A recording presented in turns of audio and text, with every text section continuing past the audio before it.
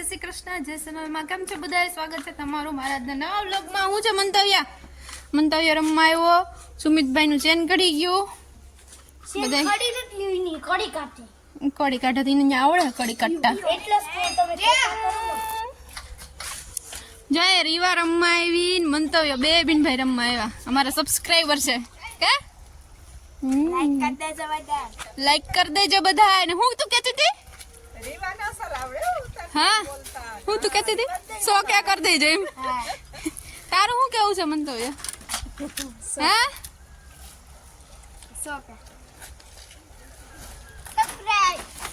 Like share ને subscribe બધા ભટકા કર્યા. શું કર્યો એલા? એમાં માંડવીને દારૂ મેં એક નાખ્યું તું, હેકાઈ જાહે, ઓરા થઈ જાહે. પાણી હાલે અડધે પૂગ્યું, મોટર બંધ થઈ ગઈ તેના કરતા અટાણ પી ગયું હોત.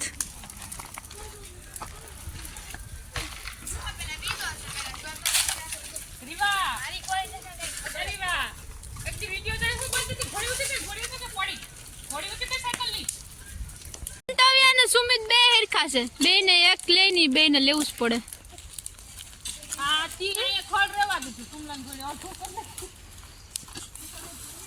બધા વરી ગયા.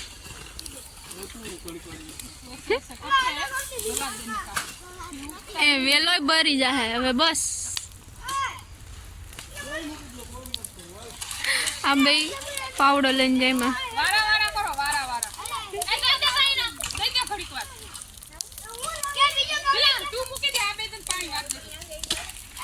કાલ આવી જાઉં હું તારી સાયકલ આખી લે. મોટી છે જો, નવે નવી. અટાણે નો મજા આવે.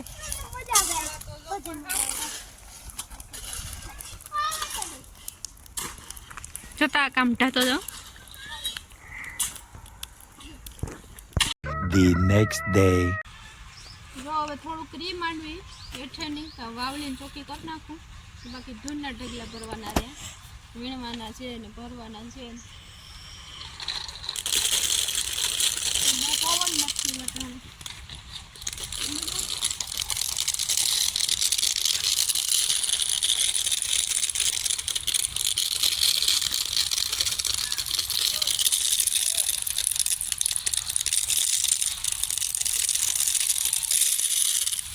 પવન નથી. જો માં વીણે જો અહીંયા ધૂળના ઢગલા પડ્યા. આ ઢગલામાં નીકળી એટલે નીકળે બિયા છે. એને કંઈક સાયણી સારવા જોહે, એવું કંઈક કરવું જોહે. અને અહીંયા માં થોડા થોડા વીણે કે જેટલા વીણે એટલા. કેવી મજા છે ઉપર બેહીને, ઓલા ઓટલા ઉપર બેહીને. જો અહીંયા ઘઉં વાવી દીધા ને ઘઉં અહીં સુધી ઉગી ગયા. અડધા બાકી છે ને પાસ્તર પાણી પાયું હતું ત્યાં આજે નથી ઉગ્યા.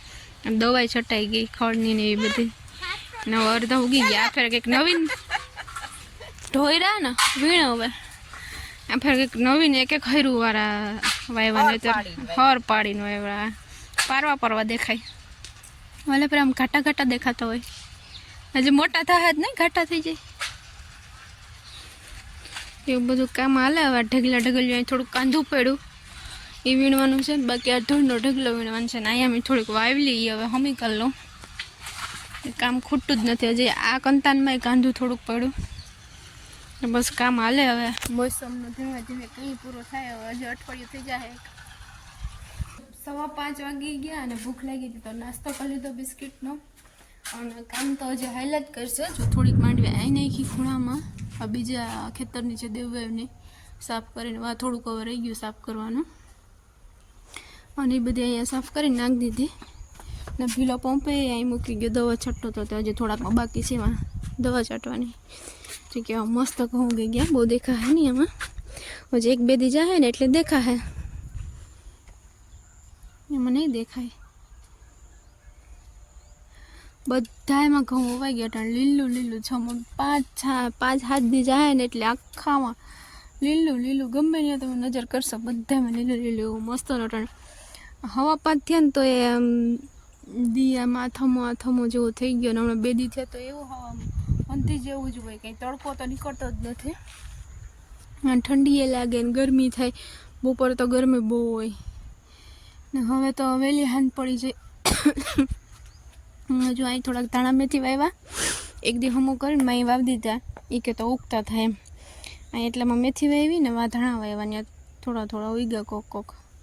ને રીંગણીમાં એ દવાની જગ્યાએ અમે દવા ન છાંટીએ, એની જગ્યાએ રાખ નાખીએ ને તો શું છે કે ઈરું કે કંઈ જીવાત કે હોય તો એ બધું મરી જાય ને રીંગણા હારા આવે.